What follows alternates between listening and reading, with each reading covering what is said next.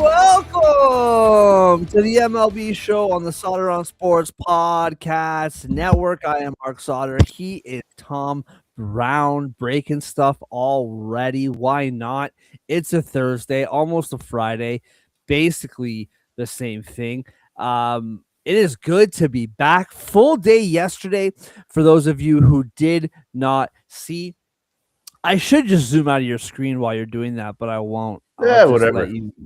It doesn't matter. Full day yesterday for those of you who missed it. Tom joined me for This Week in Canada, where we talked about the Canadian teams ahead of the trade deadline, which is tomorrow or today, depending when you are listening / watching this. And then Peter joined me from the Hockey Writers, fellow Maple Leaf writer, draft and prospect writer as well for the Hockey Writers. He joined me to talk about the busy day trade-wise in the NHL on Wednesday and do a quick look ahead to the trade deadline on Friday as well. So go YouTube, X, Spotify, all three. You will find those episodes there.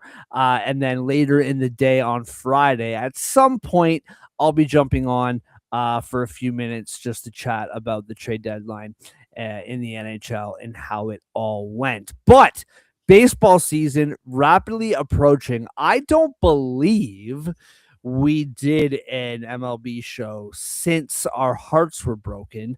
I could be wrong about that, but I don't think that we did. Either way, the MLB show went off without a hitch. Lots of people joining us over the course of the playoffs, which was so awesome to see, considering we didn't do any episodes at all over the season. But Tom is back. Before we get into the MLB and really what we're here for, we'll talk a little bit about the MLB, but really the World Baseball Classic technically got underway yesterday and today, and goes into full swing on Friday. One of those tournaments, man, didn't really care at the beginning, and it has turned into must-see TV across the board. All of the pools, all of the games.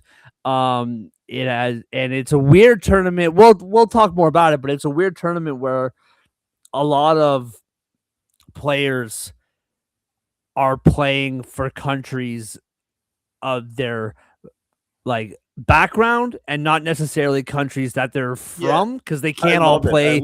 We just for came out of an Olympic tournament, right? We just came out of an Olympic hockey tournament where some unknown portion of the other rosters from other hockey nations around the world are made up of Canadian nationals with ties to those countries, right? And then now we get to the World Baseball Classic. We are the team. We are among the many teams that has players from the United States typically playing for our team, right? It's so much fun seeing. I personally love it. One of my favorite ongoing existing facts in the world is that Rob Refsnyder, right fielder, utility outfielder for the Seattle Mariners, currently has been with Boston. He's played for every team in the AL East actually previously. Full-blooded Korean, and that's actually true. He is. He was just adopted by his dad, was a GI. So he's a Korean fellow with the name Rob Refsnyder. And then we get a bunch of the opposite, right? A bunch of guys who are typically American-born, but who, I mean, Austin Wells, he's the backup catcher for Team Dominican Republic this year. I think it's great. I love it. Finding out. I love finding out. Is it Nola pitching for Italy or something like that? I don't think this year. He has in the past, right? I mean, Canada's been we've been the beneficiary of this in previous years. Freddie Freeman not playing for Team Canada this year, but Freddie Freeman from the beautiful province of California has been our first baseman in previous installments of the World Baseball Classic. I just think it's so much fun. The tournament's great, right? The last one ended kind of iconically, right, with Shohei Ohtani striking out Mike Trout for the 27th out in the championship game 3 years ago. That won't happen this year. Mike Trout's not there, and Shohei Ohtani will not be pitching. He'll just be Japan's DH. can't wait to get to it. But first, we should probably talk a little bit about some of the news coming out of spring training. Yeah, before we do, I set it up at the beginning and we kind of got on off the rails, which we tend to do here. First of all, Joe from the football show. Honestly, shout out to the Olympics for that pride for country carrying into the WBC. Speaking stateside, the boys are trying to duplicate what the hockey team did. I know that's like 50% sincere and 50% jabbing, which I only see the sincerity, which I do. But you know what though? I do think, to his point, I do think that the WBC has really been catching steam over the last few seasons, or not few seasons, but the last few tournaments. And I think, baseball in general has been picking up steam over the last few seasons. And I think the fact that the Olympics were such a success, there's this ongoing conversation of if it'll actually grow the game in America, which that's a debate that I am not as positive in as other people seem to be. But regardless, the Olympics were a huge hit and success, and the women, the double gold for the U.S. And I think lining up to the WBC, it's the perfect year for them, right? And it kind of worked almost by accident, right? Where this Olympic pride has, like he said, carried over into the WBC. But before we get started, Tom, how you doing, man? It's good to talk to you on a Thursday, 2 days in a row.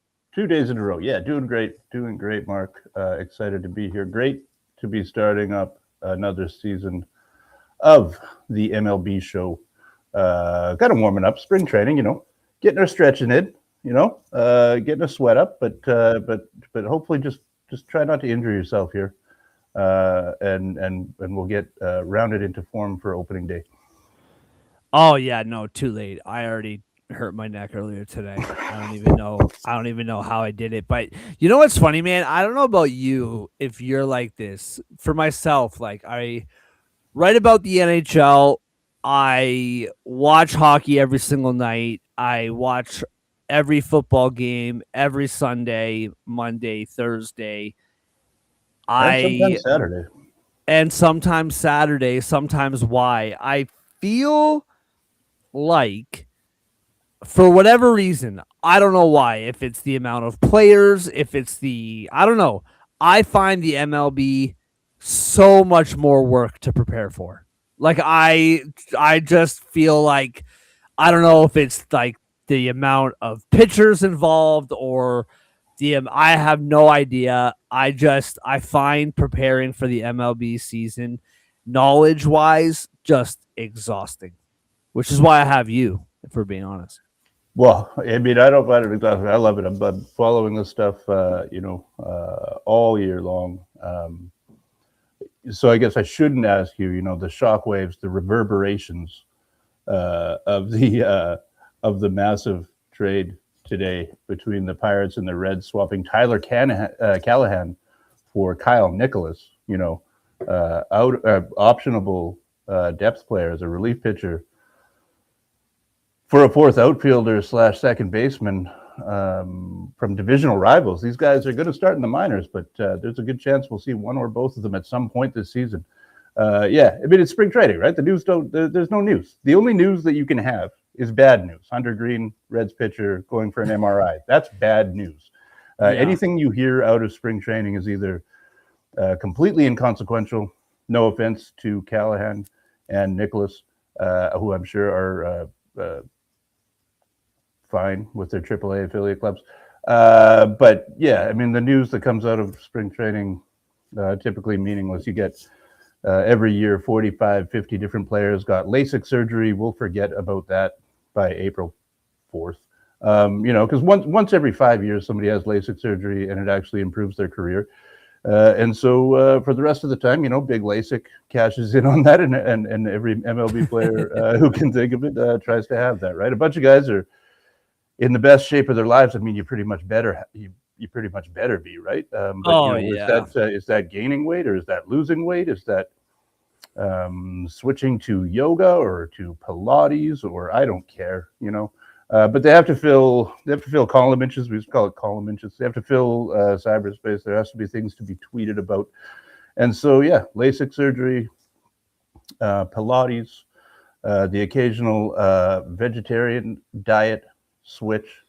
And, you just hope you don't hear things like Hunter Green going for an MRI on his elbow, because that actually is consequential. Nothing anybody's going to do right now is going to change the trajectory of the season quite as much as somebody hurting themselves. So, Mark, let's see your elbow. Let's make sure you're stretching that out, keeping it warm. Well, what's funny? You got a compression sock on there. You know what's funny? The only two reasons that I didn't make the MLB was because I refuse to have LASIK and I don't do Pilates. Those are literally the only two reasons why I didn't make it. It's the same thing. It's the same thing with like September. The joke when it comes to hockey is like it's best shape of your life season. It's all that stuff. But besides all of that, the winter has come and gone. We are here. What storylines have caught your eye, the biggest ones, or what have you, maybe not even storylines, but what are you most, or have you most been looking at as we head into the MLB season? 3 weeks, 2 weeks, 3. March 25th is opening day. Yeah, so we're almost there. The Giants and the Yankees. What have you been keeping your eye on over the winter and looking forward to as the 2026 season approaches? Yeah, unfortunately, we're coming off of an extremely exciting playoffs at the end of a really good season, and a few years that have actually showed, despite the Dodgers having won the last 2 World Series, quite a lot of parity in Major League Baseball recently. A lot of exciting teams, a lot of young players, which is going to continue this year, right? Connor Griffin, the best prospect anybody's seen since Mike Trout, will be making his debut at some point, hopefully opening day for the Pirates. You got Kevin McGonigal in Detroit, like just some really exciting young players. And yet this is all going to be a little bit overshadowed by some of the economic issues facing the game, despite the fact that revenues overall are way up. This is the last year of the current CBA. The MLB Players Association has just had to change leaders because Tony Clark, longtime leader of the MLB Players Association, in the midst of being investigated for a bunch of grifting type offenses. Those investigations are ongoing. We don't know much about that. Resigned because apparently he had an affair with his sister-in-law, and that apparently involved her having a job with it. I mean, really salacious, like fun stories to hopefully the details finally leak so that, we can get our reality TV fix, but not overly optimistic about what that means for labor peace between the Players Association and owners at the end of this year. Pretty much everybody from Jeff Passan on down in terms of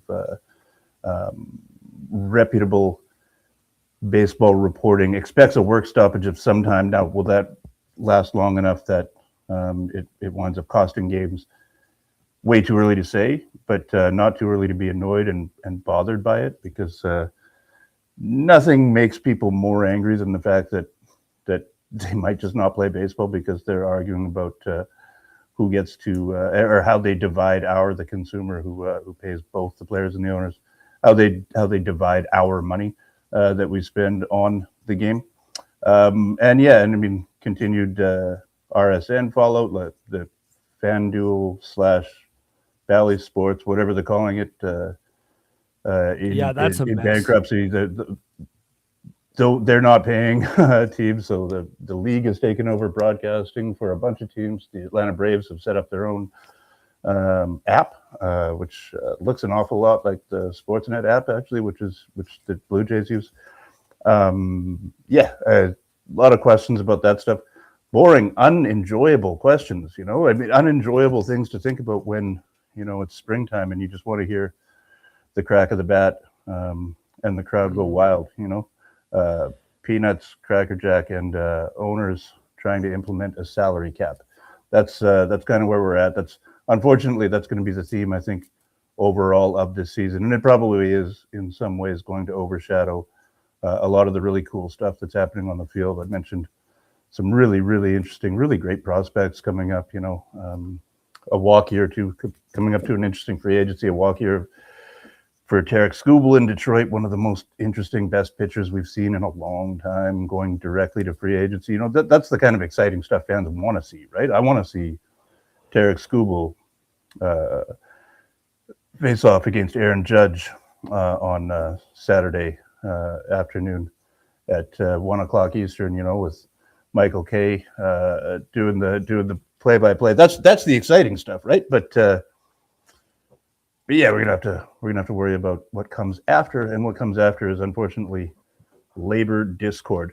So let's move on. Let's talk about some fun stuff. Well, before we do, I want to sit on the boring stuff for a minute, because I think, first of all, everything going on with Bally becoming FanDuel, and now what you talked about, the MLB taking over some of the regional broadcasts, baseball more than any, maybe hockey as well, but baseball is more popular on a larger scale than hockey, so it is just more than hockey by default, is a regional sport. It always has been. That's just how it is. In the markets, St. Louis Cardinals take over St. Louis. Most of the league, now the Cardinals might not be the best example because they are a historic franchise, but you get my point. Well, they had the radio rights through all of the Midwest, right? So everybody in the Midwest, except for if you have your own city has its team, everybody's a Cardinals fan. Same thing as the Braves with TBS, right? The same thing as the Cubs with WGN, right? Those are TV stations, but the reach of those teams, that they became regional powerhouses. Those are kind of the avatars of the league. Yeah, absolutely. And I just mean, the average baseball fan, they don't really know anything. They don't really care. The average. I'm not saying all baseball fans, right? Pittsburgh Pirates, actually kind of a fascinating team this year, but they, the large scale, nobody really knows anything except for Paul Skeens and the new kid coming up as well. His name is escaping me. Yeah. Don't worry. We'll all know it soon enough. You'll have a tattoo on your forearm.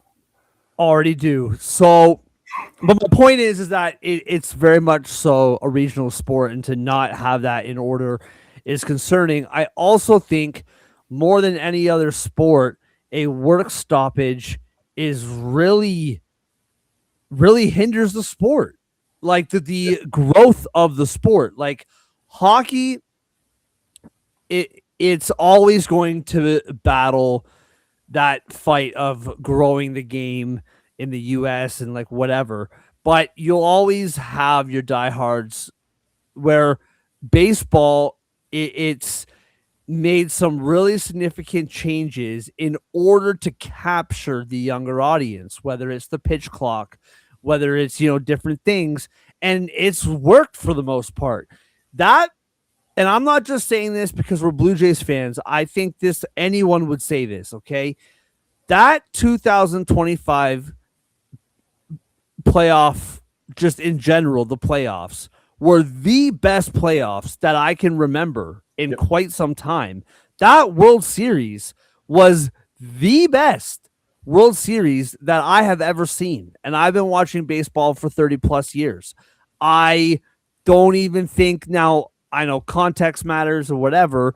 I'm happy to be argued that point. But if you're just watching baseball every single night for that World Series, you're hard pressed to find a better pound for pound, game for game series than that World Series. And it just feels like baseball is finally growing at a rate that it deserves.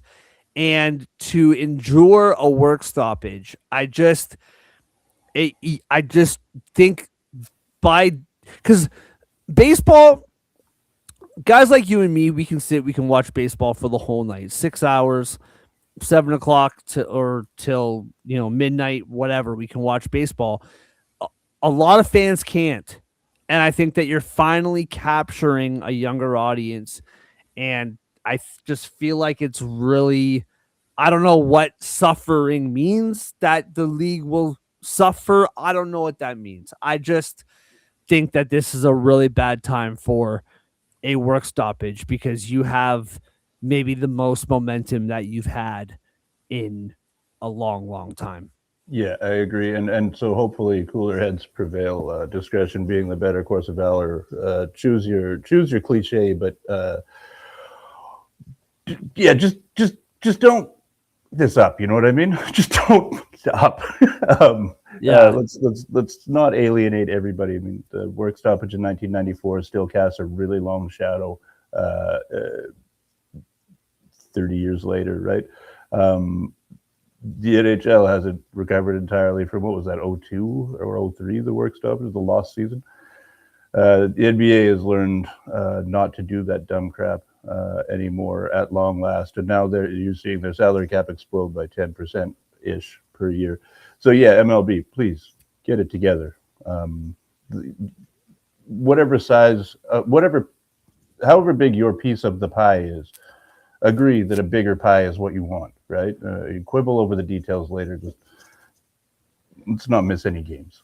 Especially if you're, bringing on, new teams, you want to expand, all of that kind of stuff. One thing with the NHL, it wasn't the only thing in the newest CBA, but one of the big ones and more popular ones amongst the media and like the fan base was the Olympics. Like the NHL players wanted to go to the Olympics, and the owners did not want them to go to the Olympics. And Right. that was like, we are not signing this unless we go to the Olympics.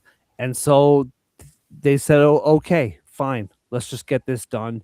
And they did. And we saw what happened. All right, let's move on. No regrets on any side there, by the way, at this point. No, and I mean, listen, man, like there were some big injuries, like Kevin Fiala out for the Kings for the rest of the year. That's just kind of how this goes, and I know that WBC, they have certain stipulations in place as far. Yeah, we'll get there as far as how many pitches pitchers can throw and all that kind of stuff to try to mitigate as many injuries as possible. But with that, before we move on, is there anything else that you want to touch on about the MLB offseason before? Because we do have a couple weeks. We will be talking about. We'll be doing a preview, probably season. National League next week, AL week after, something like that. But yeah, I mean, just a couple of the end of the road for some guys, right? It's getting closer to the end of the road for some guys. Andrew McCutchen just signed a minor league deal with Texas. That's a bummer. Speaking of the Pirates, right? That's a bummer. When a player who's been so good for so long, just such a class act, everybody loves him, is now down to midway through spring training, signing minor league deals with teams that don't have RSNs, and therefore can't afford better players. Time comes for everyone, and yeah, so here's to the hope that absolutely nobody gets injured in the World Baseball Classic.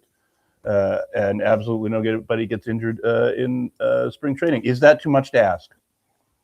Probably. Yep. Before we move on to the WBC preview, a couple quick things. I just wanted to add, you were talking about how the Atlanta Braves have their own kind of network that they're starting up through the app. That is something that has been happening in Dallas. Well, it's not just Dallas, but Victory Plus.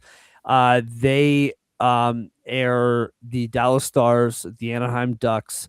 They also air the Texas Rangers now. That was included last season.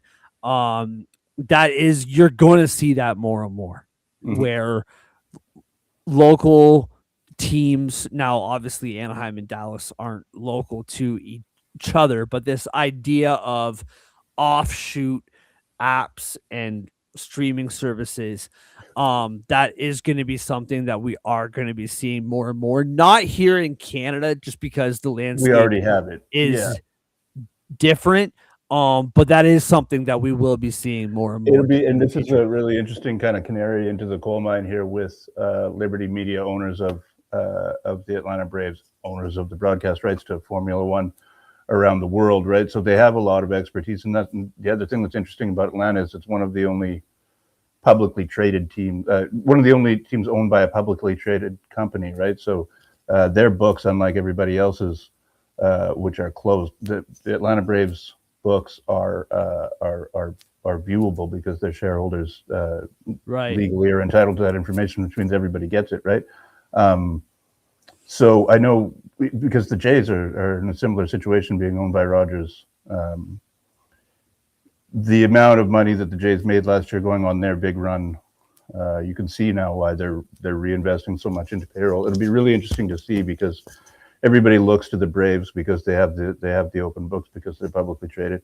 It'll be interesting to see how this. I think it's called Braves World or something. Something ridiculous, but it's going to be successful, right? They have the expertise. The people who do the F1 TV, it's going to be successful. And the Braves have a huge following dating back to their TBS broadcast days, right? So yeah, I mean that kind of model, you don't want to see other fans get gouged, but you do want to see the teams able to be shown to their fans, in a way that works and that is viable long term. We can quibble as much as we want, and oh boy, do I, especially after the Game 5 outage, with the way the Rogers Sportsnet app works, right? But the fact is that it works more often than it doesn't, and it is a huge part of their business model at this point, right? Because the more cable cutting goes on, the more that's taking over. And as much as I don't like paying for it, and I think it should be much cheaper, and they should have all of the Raptors games on it. Blah blah blah, wine, very small violin, But yeah, I mean, this is the way that it's going in the future, and it'll be really interesting to see, though, as I said, canary in the coal mine, how the Braves deal with replacing their RSN with essentially a phone app. How that goes is going to be taken as the model for I believe it's 9 teams that MLB is doing the broadcasting for. That's a third of the league, Yeah, and not a small story at all. Well, 2 quick things. Number one, I only know this because I follow the Dallas Stars very closely. Victory Plus, there was a lot of kind of not rough patches, but like growing pains with it. This is their second season now, and people love it. Second or third season, and people love it. And you know what? They're going to have professional broadcasters. They're going to have people familiar to the fan base, right? Like it's not going to be everything foreign. The way that you watch the games will be foreign, but the people that you are following, who are covering the games, who are broadcasting the games, you will know them very well. So it will be weird for a little bit, and it will quickly become like it's always been there. The other thing is I'm going to alienate everybody watching who's not from Canada right now. You brought it up. It's not whining, and it's not a small violin, dude. The price for Sportsnet Plus, the premium version, went up like 25%. And it's going to go up even more next year. It's ridiculous. It went up immediately after the Jays run, both of them, right? It was immediate. But it went up. It went up astronomically. It went up from like $34 to $42. Yeah. It's ridiculous. I have the premium version because with the premium version, you get all the hockey. You get your Montreal Canadiens games in French. You do the center ice package, right? Yeah. And that's right. I love my Ottawa Montreal games in French, and I know exactly what they're saying because my name is spelled with a C, which means I know French automatically. It's ridiculous how much that costs. It's so frustrating. It works better than the TSN app, and that's not cheap either. But regardless, it's extremely. The TSN app, what do they have on the TSN app? Half of the Raptors games, CFL. Yeah. And do they still have curling? Or I think Rogers took most of the curling too. Actually, now they get whatever curling Rogers doesn't want. They get the table scraps. Yeah, that's what. Yeah, they have MLS. They have all the MLS games. Yeah, that's real. They have a lot of golf. They have like hole by hole. Well, like that's good. So, I mean, basically, the sports that they're marketing to, the sports fans they're marketing to, are people who can't use apps anyway, right? That's basically right. But anyway, you can't bring up Sportsnet and Rogers without me ranting about the price of that app. I just can't believe it. It's so outrageous and it drives me nuts. Listen, if you want to charge me $30, fine. $42 and it's going up again next year. It's just ridiculous, man. Like $50 a month. Bro. I know you're not going to call me back after, but just say you are before you leave, you know? Yeah, right. Well, the whole and I mean, this make is eye contact for once, Rogers. Would you just make eye contact? Yeah, seriously, everyone knew this was going to happen. Where streaming was the more financially friendly way, rather than the prices of cable and the prices of adding packages, and now it's just all stupid. But anyway, let's move on to the 2026 World Baseball Classic preview. Before we do, let everybody know or remind everyone this show is brought to you by First Round Collectibles. Right now, promo code SPORTS10, get 10% off whatever sports card you want in the entire First Round Collectibles store. Football season's over. They got lots of football cards to get you juiced up for the upcoming offseason. Basketball cards, hockey cards, baseball cards, wrestling cards, a great wrestling select if that is your cup of tea. Collectibles.com, promo code SPORTS10 for 10% off your order. And Total Apex Sports and Total Apex Media. There you go, Dusty. I got your logo up there. You didn't ask me. You didn't remind me. You are the best for having us on, but I always forget to put up your logo, and there it is. Total Apex Sports, Total Apex Media. Big shout out to them. Check out their website. Keep you up to date on everything sports. All right. Let's get into the 2026 World Baseball Classic. I will tee it off with the limited knowledge that I have, and Tom will be our go-to source for everything going on in this tournament. There are 4 pools, 5 teams each. We'll go through them quickly, and then we'll go through them in depth here in a minute. Pool A, Puerto Rico, Cuba, Canada, Panama, Colombia. That will be played in Puerto Rico. Pool B, United States, Mexico, Italy, Great Britain, Brazil. That will be in Houston. Over in Pool C, Korea, Australia, Japan, Chinese Taipei, and Czechia, which will be played in Tokyo.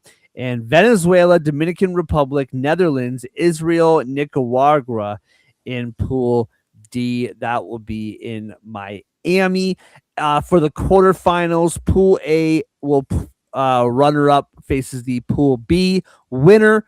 Pool B runner-up faces the Pool A winner. So top 2 seeds in each pool move on, and Pool C and D will play each other in the other quarterfinals. Like we said at the top, this tournament used to be who cares, and now it is must-see TV, and I can't wait for it all to start. Last night, speaking of starting, Australia beat Chinese Taipei 3-0. This morning, Korea beat Czechia 11-4, and right now, Australia holds a 3-1 lead over Czechia in the top of the 4th, 1 out, if you are watching live. So that is going on right now. Available on Sportsnet 360. Worth every penny. Australia, Czechia at 11 o'clock at night. Worth your money. All right. Until Sportsnet hires me in some capacity, I'm not gonna stop talking about how fed fed up I am with Rogers and with Sportsnet. All right, let's get to the good stuff. Let's start with Pool D. Yeah, Pool D. Venezuela, Dominican. Yeah, that's how you want to start, right? Pool D, Yeah, we'll C, start we'll go Pool D. We'll work backwards. our way back down to A because that's where Canada is, and that's All right, the center, therefore, of the universe. But Venezuela, Dominican Republic, Netherlands, Israel, Nicaragua. That word gets me every time. Nicaragua. Yeah, I can't do it. Tom, take it away. Yeah, an interesting group, right? Caribbean, South American, and Israel. Geographically, there's a couple of groups with just a little bit of weirdness in them. This being one of them. This tournament, there are 3 prohibitive favorites every time. There's been 5 World Baseball Classics thus far. Japan has won 3 of them. The other 2 split between the Dominican Republic, one-time winner, and the United States, a one-time winner, right? So there are typically, and that checks out. The Dominican Republic is one of the 3 prohibitive favorites. This is kind of the group of death, though, and I'll tell you why. I mean, the Netherlands, which we don't think of Holland, maybe we think of that more as a cycling hotbed, a volleyball hotbed. I think they swim in rivers. I'm not sure, but of course that's the colonies in South America and in the Caribbean, Dutch Antilles, Curacao, all those places. Those count as the Netherlands. So they're typically a better team than you would expect them to be, right? That's where Andrew Jones is from. He's the manager of that team, and his son, top prospect Drew Jones, will be on that team. Other guys you recognize from around the league: Ozzy Albies, Xander Bogaerts, now 73-year-old Didi Gregorius is on the roster. I don't know if he'll be playing shortstop. Kenley Jansen, right? A really good closer, longtime closer and future Hall of Famer, most likely. He's still there, and he'll be in the World Baseball Classic. Who won't be in the World Baseball Classic is world's smartest man and currently suspended for an entire season, Jurickson Profar. He missed 82 games last year. He will miss all 162 games this year. Jurickson Profar is on the I don't like baseball. I don't want to play, but I'm not as smart as Anthony Rendon, so I'm not going to get paid for it either. Anyway, this is kind of a down year a little bit for the Netherlands. Who it's not a down year for ever is the Dominican Republic. Now, we were talking a little bit about spring training and about injuries in the World Baseball Classic and elsewhere. The Dominican Republic did lose one of their shortstops, Jeremy Pena, yesterday in a I don't know if it was a warm-up game or a scrimmage, but Jeremy Pena broke a finger. He'll be out for the tournament. He may be back in Houston for opening day in the major leagues, but he won't be in this tournament. Whatever will they do? They'll probably just play Geraldo Perdomo instead. He's a better player and also a shortstop and a switch hitting one at that. Of course, Dominican has Vladdy at first. Manny Machado is an option at third base. They have other options at third base, though. Junior Caminero, who hit about 75 home runs last year. Ketel Marte at second base. The team is absolutely stacked. Juan Soto. It's ridiculous. Julio Rodriguez. Fernando Tatis Jr. How about that for a starting outfield, right? And then, fourth outfielder, O'Neal Cruz. Yeah, I think that'll play. We mentioned Austin Wells is their backup catcher, but they have Agustin Ramirez as their starting catcher. Their starting pitching, relief pitching, the pitching staff isn't quite as intimidating as it might be, depending on who is available, but some guys aren't playing, right? Framber Valdez won't be there. But, you could do worse than Sandy Alcantara. You could do worse than Wandy Peralta. Their bullpen will be strong, too. Abner Uribe, who's effectively wild on the mound, an electric late inning arm for the Milwaukee Brewers. Brian Bayo, who he never knows where the ball is going, but I'll tell you what, he's fun to watch. Starting pitcher for the Red Sox. This team is deservedly one of the prohibitive favorites in the tournament. Interesting to me, though, is that also in this group is Venezuela, who I think is really one of the dark horses in the tournament. Just give me a second here. And if there's somebody other than the big three who is going to win this tournament, I would think the most likely would be Venezuela. They've got the Contreras brothers, Wilson, first baseman now for the Red Sox, William behind the dish for the Brewers. He had a down year last year playing with a broken hand, but a multi-time All-Star and occasional down ballot MVP vote getter.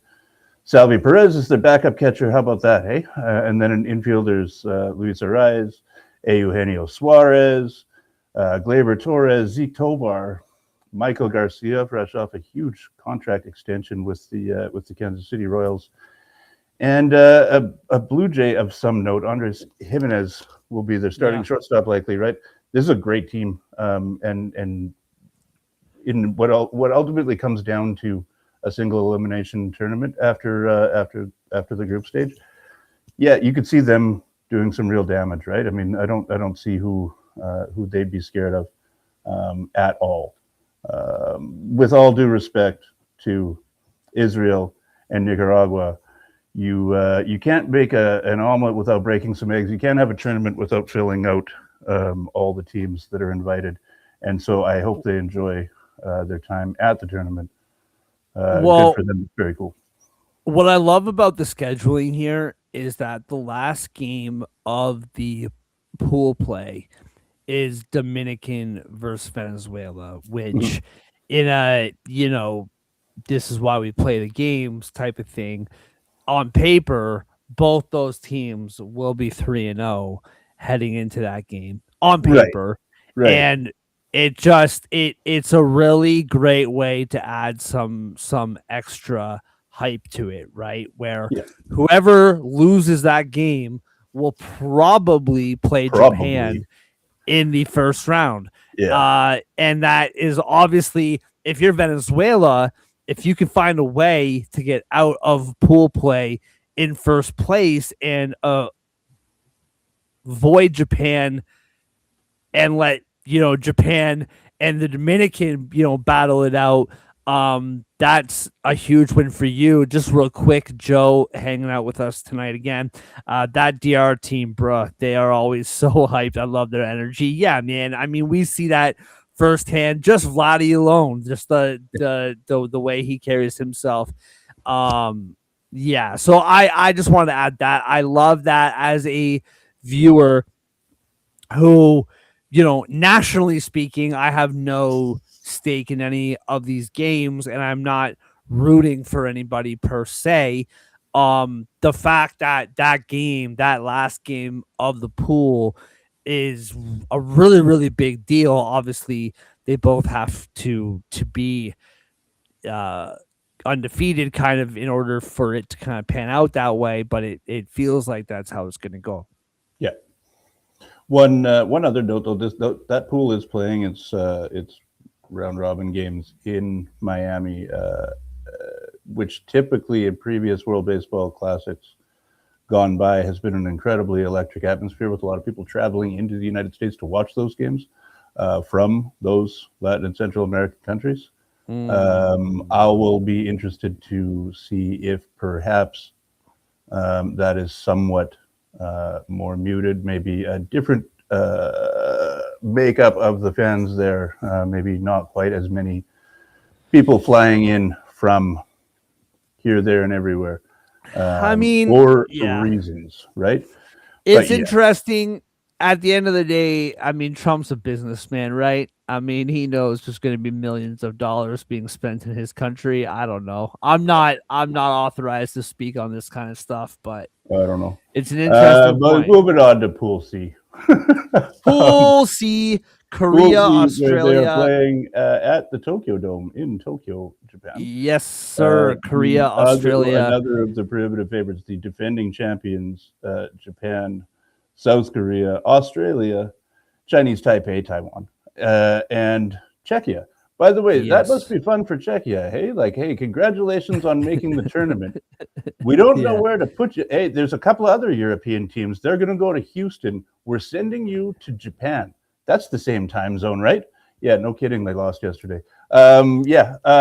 What, Yeah, they got yeah, it's pounded. I mean again, Australia not a powerhouse. Liam Hendricks isn't there. His brothers on the team. Czechia not a powerhouse.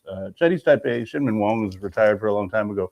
An emerging soccer or an emerging baseball country, but not obviously on the level of Japan, the defending champions, and South Korea, which is actually a really interesting place with their own excellent professional league and a lot of and a growing number of players in the majors and around the world.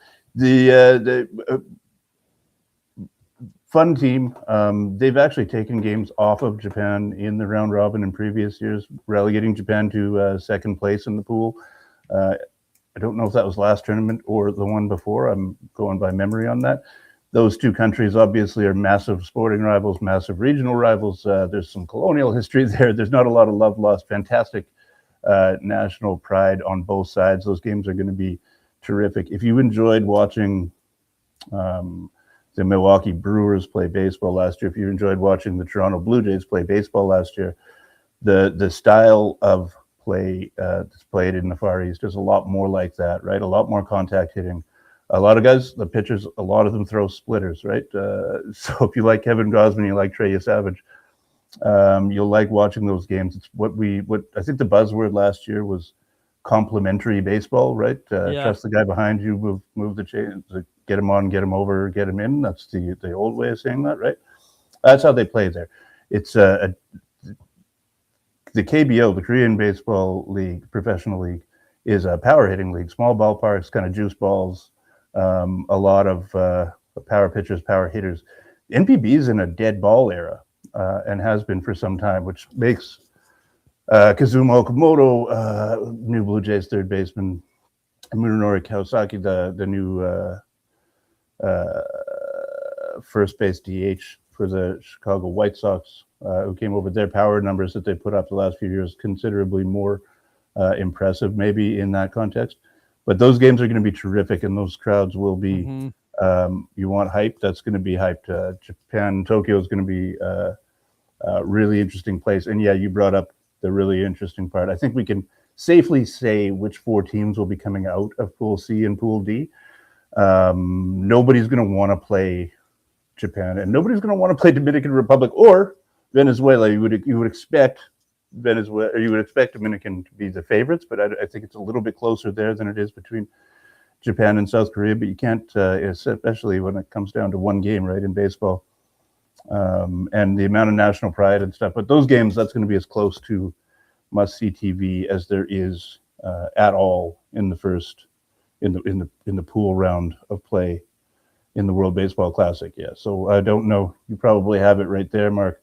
When Japan and South Korea play, hopefully it's not at some ungodly hour, but that's when you're going to want to circle on your calendar. Yeah, well, Japan and Chinese Taipei, Taiwan, as you said, that is like 6 hours from now, 5 Right. a.m. That those two teams play. And Japan and Korea, that is Saturday, 5 a.m. as well. And 5 a.m. for you EST folk, 5 a.m. is like early, but it's like it's okay. Like it's early, but it's Well, like 5 I Eastern is 4 can. Central, and that's just not happening. Yeah. Yeah, I mean, listen, if you're a veteran, you're putting the coffee grinds in the maker, you have it filled with water, you stumble down the stairs, or even if you're more veteran, you fall asleep on the couch, you stumble across the living room into the kitchen, you press power, you sit on the toilet for 20, 30 minutes, um, and you're good to go. That's how I wake up when it's that Eat a early. vegetable, bud. I just sit there, dude. I just sit there and anyway, I won't get into any more of it. Yeah, I got nothing too much to add there. I think Australia is a really fun team. Like if you're just looking for you know like Japan's obviously the powerhouse here. I think Australia is a really fun team. Are they like a live dog? I don't really know about that. And Czechia is just a really good story, right? It's funny looking down the Czechia roster and seeing all these names that you think would be like hockey players or something, and then it's like Ryan Johnson, Yeah, just like a random Canadian name in the midst of all yeah, this European. yeah, It's really funny. But all right, let's move on to pool B. yeah. Pool As B, interesting group, guys. We've got the two European countries who apparently greased some palms to get sent to Houston instead of Japan. yeah, Italy and Great Britain bringing up the rear here. Brazil, pretty clearly the third best team in the group, and then the United States, prohibitive favorites in the group, and one of the three powerhouses in the tournament, perceived powerhouses in the tournament, and Mexico with Toronto Blue Jays' own Alejandro Kirk playing catcher. They're another strong team, definitely a step or two below the United States. This one, yeah, not a whole lot to say about it except that the United States roster is having lost last time, right? ridiculous. And like we saw here with Joe in the chat, right? Gonna go. They try to keep it going forward, but after the last tournament, they got a bunch more guys to say that they wanted to come. There's pitching staff, right? Paul Skeens will pitch. I think you make one or two starts. I think Tarek Scooble's going to make a start. Logan Webb's there. I mean, this is an insane list of pitchers. David Bednar, Griffin Jacks. I'll just list them, right? Mason Miller. How many closers do you need? Clayton Kershaw, is that right? Yeah, Clay Kershaw is lacing them up one more time. Oh, I love it. And then other guys, Gabe Spires there, Ryan Yarbrough, Brad Keller. Fun stuff. Incredible pitching staff. Again, though, there's pitch limits on that stuff, right? And so you don't know how much those guys will pitch, and it's still spring training time, so you don't know how sharp guys will be. But yeah, looking down this roster, it's absolutely preposterously stacked. Cal Raleigh, Will Smith is your backup catcher. That's ridiculous. Got Alex Bregman, Bryce Durang, Bobby Witt Jr. What a team, right? And then really interesting to me, Bryce Harper starts his revenge tour this year. You'll remember at the end of the last season, Dave Dombrowski, general manager of the Philadelphia Phillies, said that Bryce Harper hadn't been elite and he wasn't sure that he would get back to that level. And Bryce took that personally. This will be, this is his first chance to go on that revenge tour. I'm looking forward to watching one of the great players of this generation lay waste, basically, to at least in pool play. This team is ludicrous. One of the only teams that has a set designated hitter. Kyle Schwarber is there to mash taters, and the comparatively boring outfield, right? Ho hum, just Aaron Judge, Byron Buxton, and others. Yeah, an insane team. Should certainly finish first in that pool, and entertain everyone when they play the second place finisher from Pool A, and probably mollywop them as well. Yeah, I gotta say, I mean, the roster speaks for itself. There's nothing really to add there. You have, Raleigh and Will Smith as your 1-2 catcher. Like that alone is as impressive as it gets. I gotta say, from a Blue Jays perspective, Toronto perspective, I am so happy and so proud for Ernie Clement, man. Yeah, man, he deserves it, and I think his name's on everybody's lips. He was a star, a breakout star in the playoffs last year. We knew as Jays fans how awesome he was, but getting those eyeballs on him in the playoffs, I think everybody in the baseball watching verse, is that a whatever? Sure. Everybody who watches baseball now knows Ernie Clement is a show. Yeah. And yeah, this is not the time to go to the kitchen to get a drink when he's at bat, when he's in the field, or any other time that he's involved in a baseball game. And the guy who's been in the league for a decent amount of time, but not like a super long time. I don't even think Blue Jays fans really knew who he was until like August. Like the casual fan, the casual Blue Jays fan. I'm not talking the everydayer, but checking in on the weekends, and just to see how far he's come. It's awesome, man. It's really, really cool.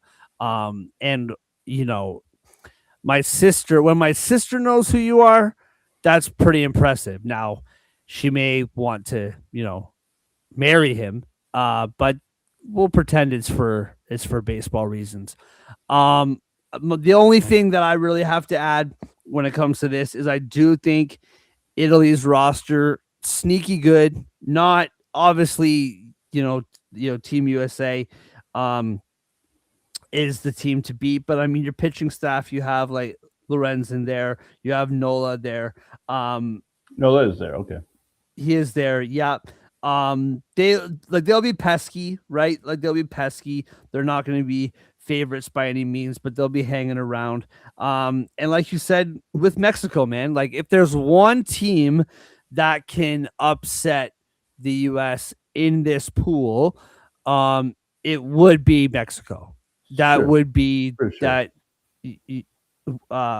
would be Mexico.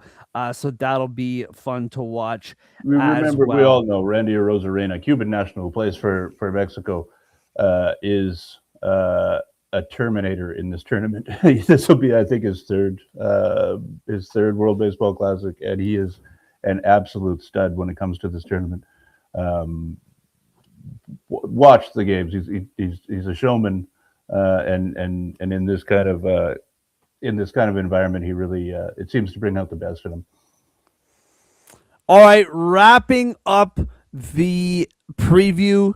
After this, I didn't tell Tom I'd be doing this, but it's pretty straightforward. We'll be going through the betting odds and our predictions for the tournament. Pool A, Tom, what do we got?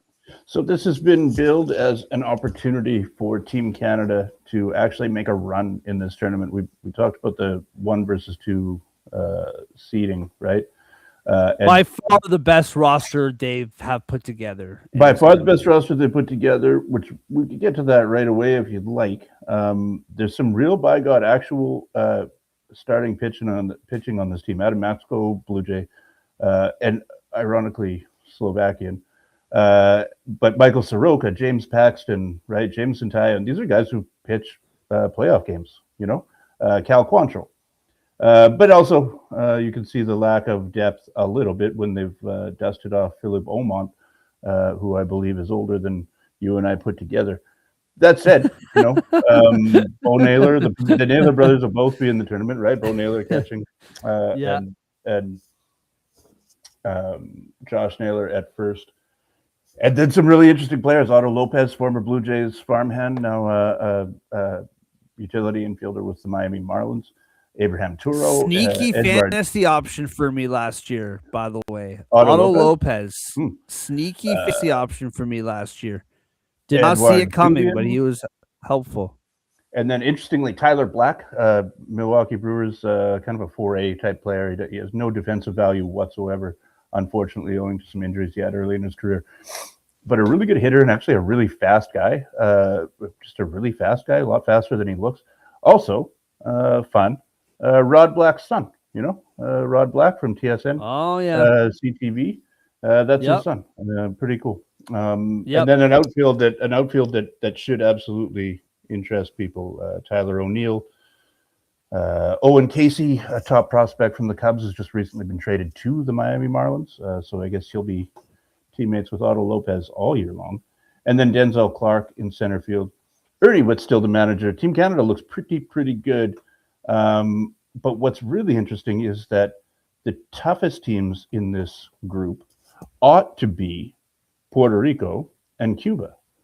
But for different reasons, both of those teams are having a really rough time. Cuba's supposed to have the ability now to blend their roster with players who have defected from Cuba and now live in the United States, along with their nationals, right?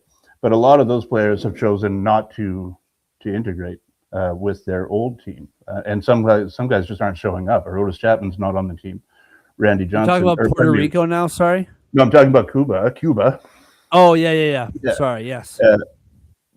Randy Arozarena is still on Team Mexico, and then add to that their traveling party, I think it was 6 or 8 members of their traveling party from Cuba, were detained at the border and not allowed into the United States before the tournament.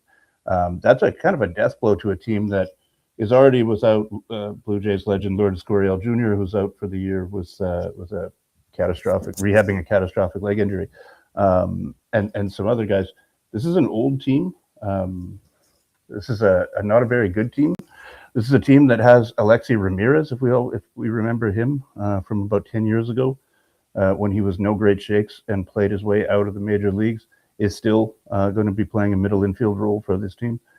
Cuba, this is the worst Cuban team that we've seen in this tournament. It's sad, just kind of for the way that Cuban baseball has become, because it was always such a great the Cuban baseball has such a great history, and it's just such a big integral part of the history of baseball generally.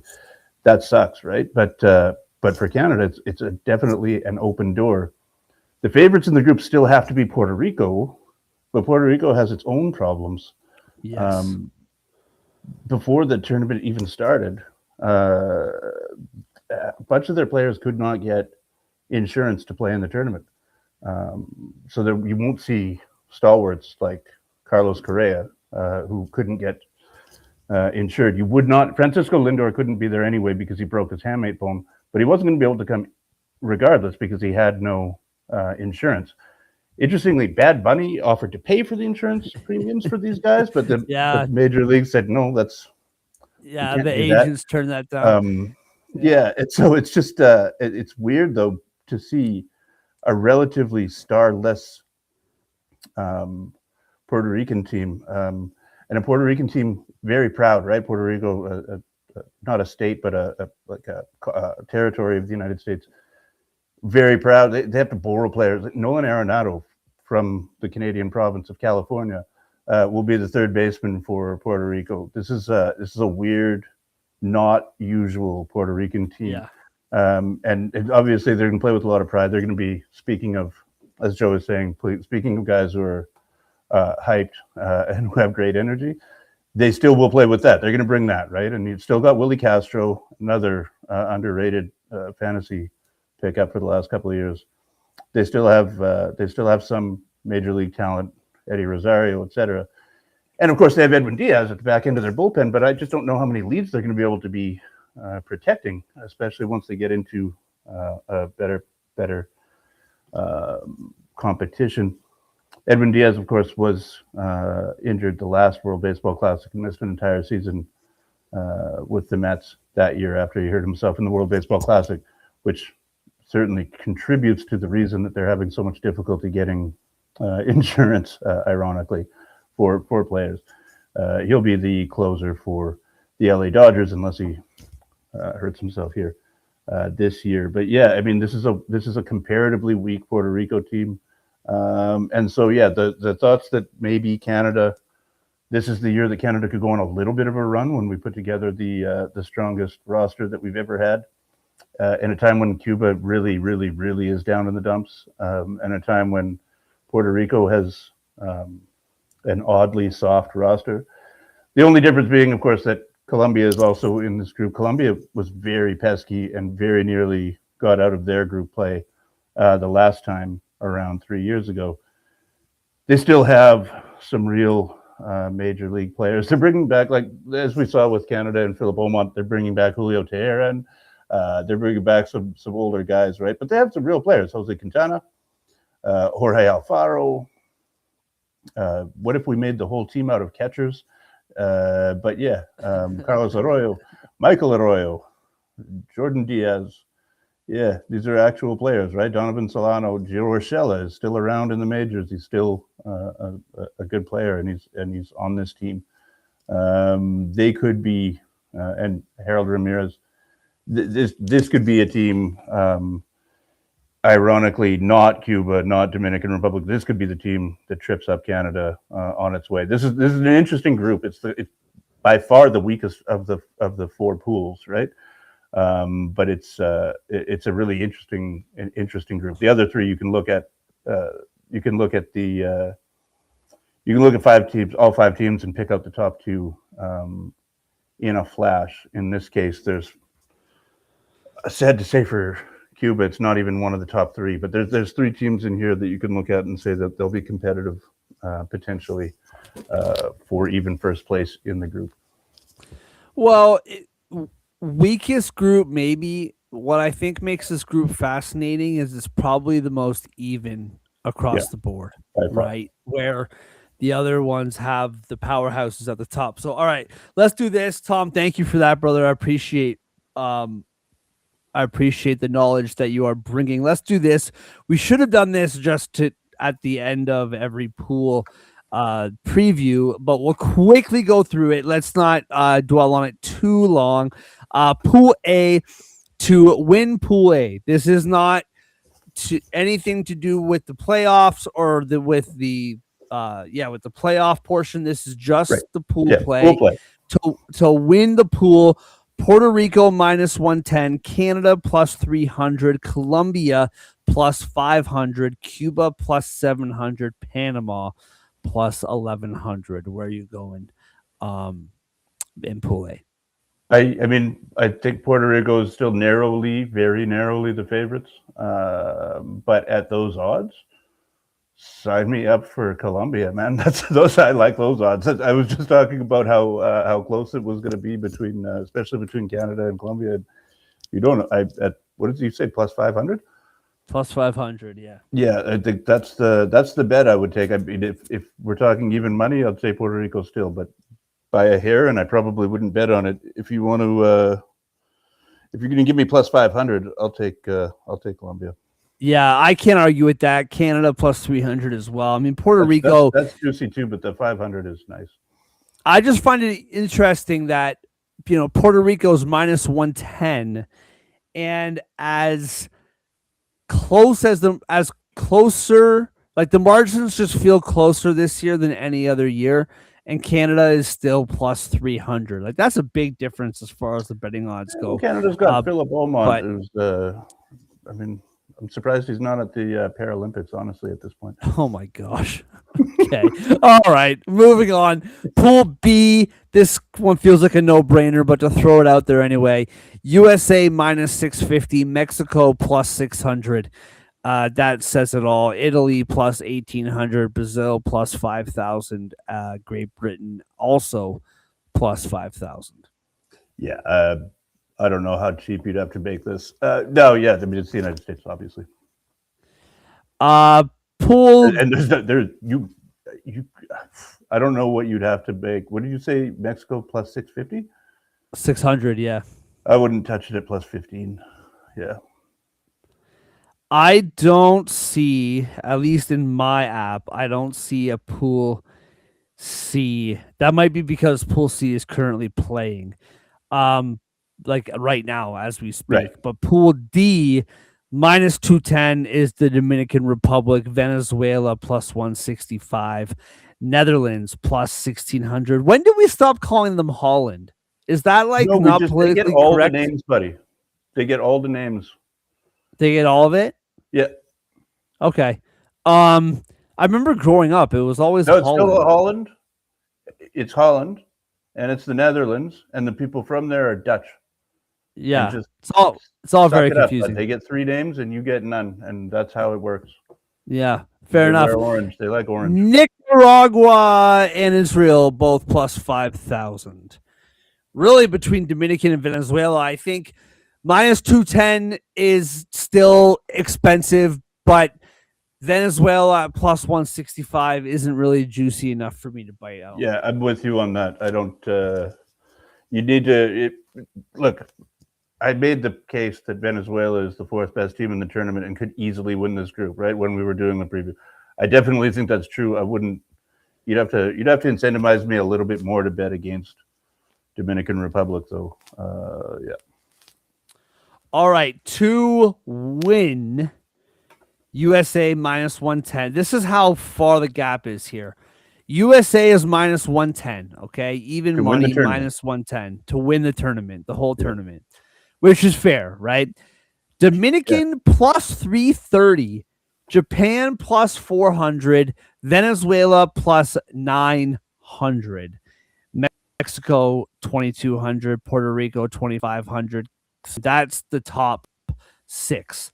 Canada plus 6,000, Italy 7,500, Korea 8,000, Cuba plus 10,000, as well as Netherlands and Colombia, Australia plus 20,000, Panama 30,000, Great Britain, Israel, Czechia, Chinese Taipei, Nicaragua, and Brazil all plus 40,000. I think in that top 4, USA, Dominican, Japan, Venezuela, I think those are all, especially USA, Dominican, Japan, I think they're all good bets. Obviously, USA minus 110, Dominican and Japan both. I think like that's really good odds for those two teams. Like I have no qualms about it. Just from listening to you talk, having zero knowledge, not zero, but very little knowledge about any of this, taking a flyer on Colombia plus 10,000 feels like a fun little move. Yeah, you know how that works out for you. Give me Japan. That's they're the defending champs. They always play a little bit $10 flyer. Flyer, $10 flyer. Throw that 30% profit boost on it. 1,300. That's never know.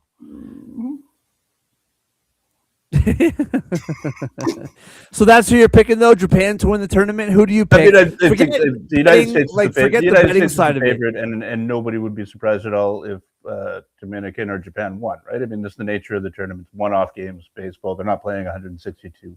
They're playing. It's a single elimination baseball tournament. Is hilarious, fantastic, and I can't wait to watch it. But yeah, if you can make me bet, I'll bet on Japan. If I have to. Guess who's actually going to win? The United States for sure. And whose celebration do I most want to watch? Dominican. So that's where we're at. Oh yeah, absolutely. All right. Well, to refresh, excellent job by you, Tom. Thank you very, very much. Right now, Australia up 3-1 on Czechia, bottom of the 6th, 2 out. Friday, 5 a.m., Japan, Chinese Taipei, Cuba, Panama at 11 a.m., Netherlands, Venezuela at 12 p.m., Mexico, Great Britain, 1 p.m., Puerto Rico, Colombia, 6 p.m., Nicaragua, Dominican Republic, 7 p.m., USA, Brazil, 8 p.m., Chinese Taipei and Czechia at 10 o'clock p.m. On Saturday, Canada gets their tournament underway against Colombia at 11 a.m. Everybody, thank you so much for watching. Lots of people watching today, carrying over from yesterday. We appreciate it very, very much.